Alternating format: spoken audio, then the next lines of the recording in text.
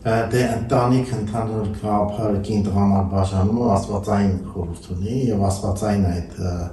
իմաստը դրա համար դա մարդու օրինակ չէ, այսինքն մեզ կին տղամարդ արարչի գաղափարի մեջ է ստեղծել կին տղամարդ, դրա համար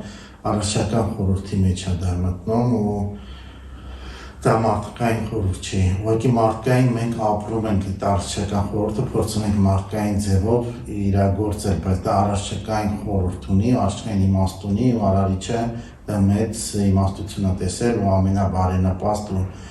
երևույթն է, որ ընտանիք ստեղծվի, կյանքը շարունակվի այդ ձևով։ Դե ամենամոտ շփումները տեղն են ընտանիքում ու ամենասուր կետերն են մեր ընտանիքում դրսևորվում, որտեղ մոտ շփումները ամենասուր կետերն է, իսկ հոգևոր զարգացումը նշանակում է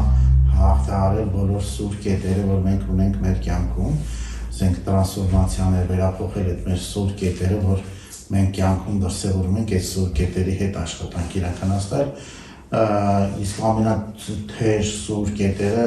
ընտանիքն է, դրա համար հոգևոր զարգացումը, արտացոլումը, իր զարգացումը երևում է հենց ընտանիքում։ Ու այդ առաջինը, երկրորդը, որ կին տղամարդ հարաբերությունների մեջ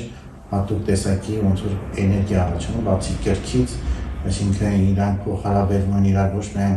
կրքային էներգիայով, այլ էմոցիոնալ էներգիայով, նյութական էներգիաներով, սրտային էներգիաներով, ստեղծագործական էներգիայով, արարման էներգիայով, աստվածային էներգիայով, այսինքն այդ փոխհարաբերությունով ստեղծում են նոր աշխարհներ, նոր երևույթներ, բացի իրանց երեխեքից, իրանց շուրջը իրանց նոր աշխարհ են ստեղծում, նոր արարչական որակի մեջ են միասին մտնում, իսկ դա հենց հոգևոր զարգացում է։